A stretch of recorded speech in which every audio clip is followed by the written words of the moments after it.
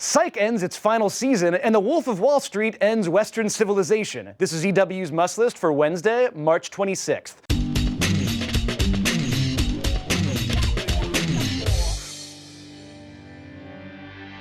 When Psych's first episode aired, George W. Bush was still president and nobody had ever heard of Twitter.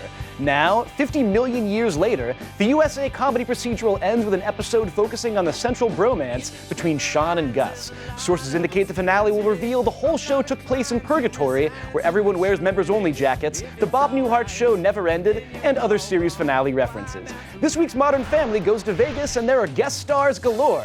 It's a veritable cult comic fantasy league with appearances by Portlandia's Fred Armisen, Hello Ladies' Stephen Merchant, and all-around demigod Patton Oswalt. When I went to Vegas, the only guest star I had was the wad of money I took out of my bank account. It was never seen again.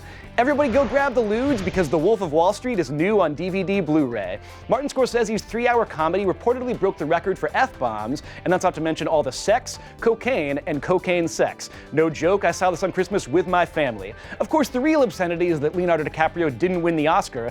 Oh, Leo, truly we can all agree he is the Charlie Brown of Hollywood. Of course, the one thing missing from The Wolf of Wall Street is a gigantic man-eating killer fish. Fortunately, Larry Fessenden's Beneath is out now on DVD and VOD. The culty horror director's latest thriller sends a group of teenagers out onto a lake where they're bedeviled by a killer catfish. Of course, just like in Lord of the Flies, the real killer catfish is man. That's all for today, but come back tomorrow for Must List details on the new film Noah. If I recall my Sunday school correctly, that's the one where Gladiator fights Waterworld.